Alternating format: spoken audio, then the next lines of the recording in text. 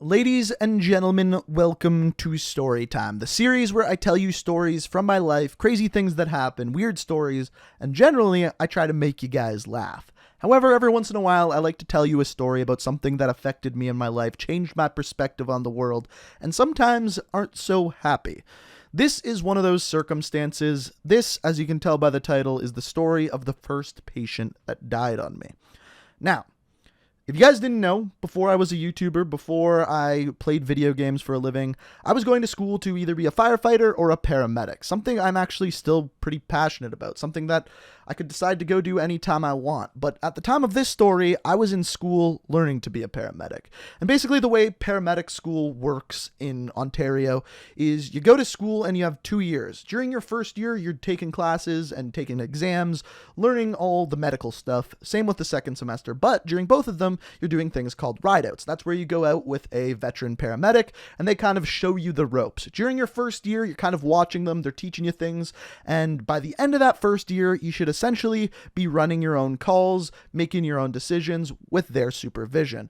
In the second year, you're basically doing that every single time you go on one of these rideouts. Now, the nice thing about doing this schooling is you can actually go on as many of these things as they allow you. As long as your preceptor says, yeah, we're good to go, you can go out with them. You can have hundreds of shifts if you really want to. This specific shift took place on my first year, close to the end. So at the point where you're supposed to be starting to run your own calls, and that's exactly what was going on in this situation. So from here on out, just a warning, it's going to get a little bit graphic. It's going to get a little bit sad. So if it's not your cup of tea, please stop watching now. And for those of you who are watching this, who are maybe medical students, nursing students, maybe wanting to be a paramedic, if you have medical knowledge, I'm curious. Let me know if you can figure out a diagnosis for this patient before I did, because, well, you'll just see by the story. So we're working a night shift. It is a 6 p.m. to 6 a.m. night shift, and we get a call around 2, 3 a.m., and it's for shortness of breath. We get to the house, knock on the door, and a man answers. He says, "Come on in, my wife needs you. She is in the living room." We walk into the living room, and clearly something's going on here, because this patient was sitting upright with oxygen on and having trouble breathing, but the weird thing about this patient is she was swollen up like a balloon. It looked like someone put a bicycle pump in her arm and just started pumping and blew up her entire body. Now, if you are in medical school or know anything about medicine, this is what you call edema. Basically, fluid that builds up through the whole body, generally because the heart's not working properly. There's other reasons as well, but generally because the heart's not working properly and there's edema. But normally, when you see a patient with edema, it's in their legs or in their arms, in their extremities, not across their entire body. This patient had so much edema that her face was literally swollen up. And one of the first things that I noticed, she was sitting on the couch and I looked to the side, and on the table beside her, there is a picture of what she normally looks like. The person in front of me looked like a completely different person because of the amount of edema. So obviously that was one big red flag. But as far as the patient went, as far as the assessment went, she was relatively normal. As far as the assessment, I took her vitals. They were mostly normal. Her heart rate was a little bit elevated and blood pressure just a little bit high, but nothing insane. On top of that, we talked to the patient and found out that she had been diagnosed with lung cancer, hence why she has the oxygen on. One of the first things I did is take out the nasal cannula and put on a mask just to give her a little bit more oxygen and help with that shortness of breath. Moving forward, we assessed the medical history, and the only medication that this patient was on was an inhaler, which is weird for someone who has cancer. But anyway, I digress. Sometimes, if it's terminal, they don't give much medication. Anyway, that's beside the point. We assess the patient, and obviously this patient has to go to the hospital. So we make sure she's stable, get her on a stair chair, which is basically a chair with wheels, walk her out to the stretcher, get her up on the stretcher, get her in the ambulance, and we're ready to go.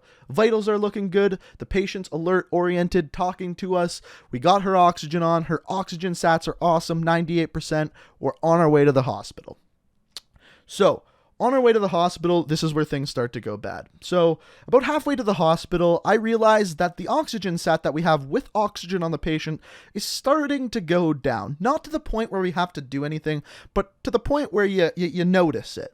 and it's dropping down from 98%. Maybe we're at 94. Maybe we see a 92 every once in a while in there. So I start to get ready in case things go wrong. Generally, as anything in medicine, you want to be ahead of schedule. You want to make sure you're ready for the worst case scenario, especially as a paramedic when you're not in a hospital. So I start to get a bag valve mask ready, which if you've ever seen someone do CPR, they put a mask in a little bag that you squeeze, and basically it pushes air into the patient's lung. So I get that ready, and at this time, the paramedic that I was working with leans over to me and just goes, "Hey man, just so you know, I got a bad feeling. Make sure you got everything ready just in case just in case shit hits the fan." And one thing that they tell you as soon as you start going to school to be a paramedic, I'm assuming they do this with nurses and doctors, is to trust your instincts. If there's ever a situation where you feel like something's going to go wrong, or the patient says, "I don't feel right," expect something to go wrong. If they're drunk, expect them to vomit. If they're having trouble breathing, expect them to get worse. And as soon as he said that, I'm like, okay, let's make sure everything's ready. All the machines are hooked up well. We got a heart rate. She's breathing. She's answering my questions. All of this kind of stuff. And about 3 minutes away from the hospital, her sats start to drop again. So what I do is I talk to her, make sure she's oriented, and I go, "Listen, your oxygen sats are dropping. I'm a little bit worried about it. I'm going to have to help you breathe." So basically what you do for this is put the mask over her mouth, and every time they take a breath in, you give it a little squeeze, and it helps them breathe. And this is what we were doing. So this goes on for maybe about 2 minutes until we get to the hospital. And I kid you not, as we get to the hospital, as the paramedic I'm working with opens the door, she stops breathing. Completely stops breathing. So I'm like, okay, let's check a pulse. She's got a pulse. Now I'm going to breathe for her instead of with her. So instead of squeezing it every time she takes a breath, I'm just squeezing it about every 5 to 6 seconds or so. So the bad news is the patient's not breathing. The good news is she still has a pulse. So we get her into the resuscitation room, which if you ever bring a patient into the hospital, they get triaged. If you are assisting them to live, they will go into a resuscitation room. Now, upon getting to the resuscitation room, doctors are waiting, nurses are waiting, pharmacists are waiting. They're ready to go to do everything they can for this patient. The good news about this, as a paramedic, we get to the resuscitation room, I'm no longer in charge. Doctors in charge, nurses are in charge. I am just there at that point to help. If anything goes wrong, I'm still breathing for the patient. If something else goes wrong, I start CPR, or they tell me to start CPR. One of the two. Now, as we get into the resuscitation room, move the patient over onto the hospital bed, I check a pulse. There's no pulse. There's a heartbeat on the monitor. There's no pulse. So, what this means is something called pulseless electrical activity. There's still electrical current going through the heart, but the muscle of the heart is not contracting. So, what do you do when there's no pulse? You start CPR. So I start CPR, and that is the first time I had done CPR where I was the first person to start it. Times before, we've had patients where they would start it, I would switch out with them, and I've done CPR on a live person, but I was never the first. And the thing you realize real quickly the first time you do CPR on a person, it's not like on a dummy. You're gonna break their ribs, you're gonna break their sternum off of their ribs, and very quickly that chest is pretty much going to become much less than a skeletal figure, if you will. I know it's not pretty, but that's what happens. And the weird thing about this patient is I start CPR, and I believe they gave epinephrine, and before we could shock the patient, we got a heartbeat back, which is pretty rare. Generally, the thing that gets the heartbeat back is the shock. But we didn't even get to that point, and the heartbeat was already back. It came back that quick, which is, of course, a great thing. You just brought them back to life, essentially. But you ask yourself the question, okay, what is going on here? Why did she lose her heartbeat? We're breathing for her, so it's not because of a lack of oxygen. What is going on here? So basically, we do CPR, give her epinephrine, shock her, pulse comes back, a few minutes go by. Doctors try to figure out why she keeps losing a pulse. She loses the pulse again. We start again. This goes on for 2 hours. I'm doing CPR on her. And of course, it's not just me doing CPR. I do it for 2 minutes. I switch out with another paramedic. I switch out with a nurse just to make sure everyone's fresh and can do the best CPR possible.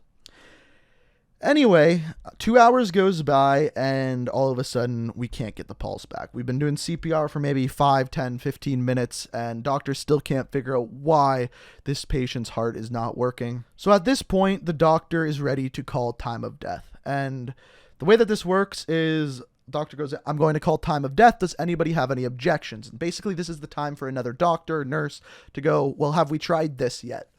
And nobody has any objections, and this threw me for a loop. Because I was with the patient beforehand, started CPR on her, and basically brought her back to life a bunch of times, the doctor turned to me and my preceptor and goes, do you guys have any objections? And they just, basically the doctor was doing it so that we'd feel better about the whole thing. It was super nice of the doctor to do. I don't think it's necessary for him to do. But then he calls time of death, 5 a.m., time of death. Blah, blah, blah. And everyone just stops. It's over. You're not working the patient anymore. It's the end. The doctor goes, informs the family. We go back to the ambulance, write up our reports.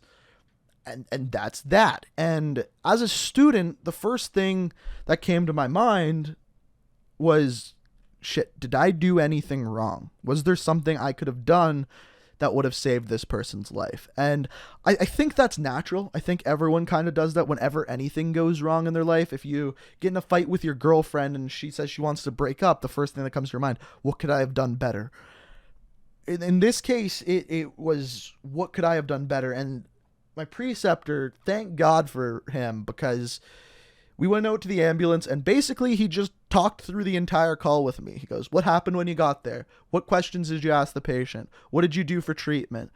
And partially that's us writing the report, but he's walking me through it as well. And basically, after talking through it, he goes, dude, there's nothing else you could have done. You did everything you could. You made all the right decisions. And still, at that point, you feel like you could have done more. What else could I have done? But you do your job, and not everything is going to come out positive. Now, you may be wondering what the hell happened to the patient. Why did she die? What was going on? Here's the full story. We found this out the next day on our next shift. Turns out 2 weeks earlier, this patient called 911 with shortness of breath, thinking she had pneumonia.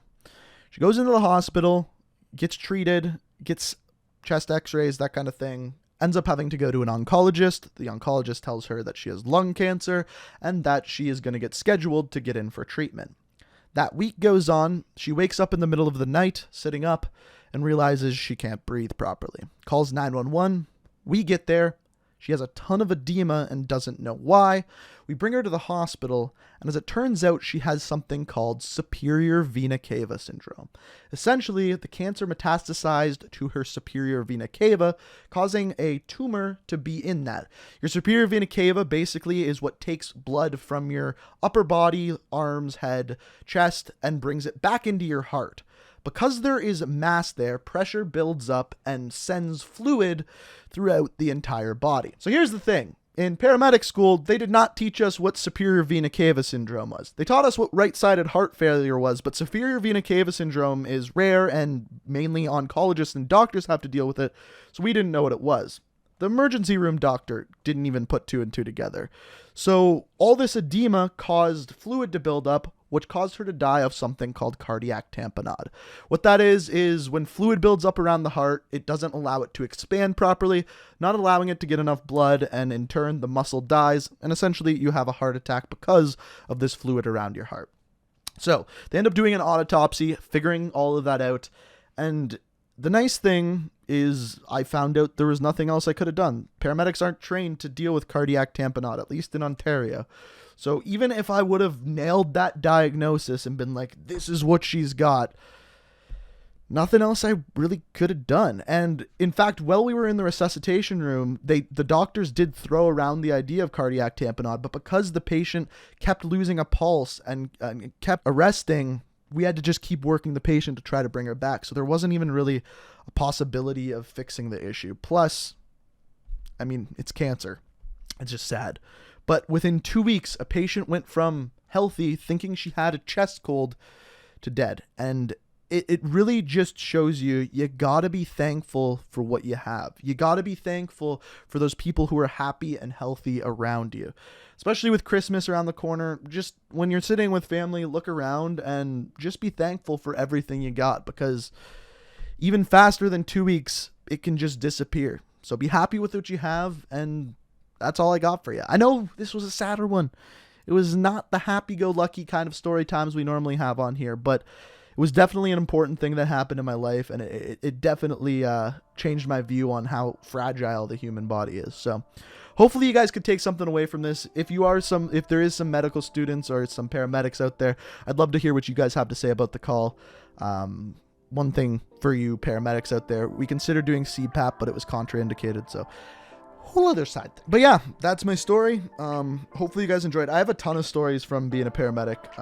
Some of them I can't tell because of legal reasons, but if you guys are at all interested in hearing more videos like this, just let me know down in the comments, and maybe I can tell you guys some more stories. So like I said, hopefully you enjoyed. Thank you for watching, and until next time, peace out. We are reaching for the stars, but we're making this too hard.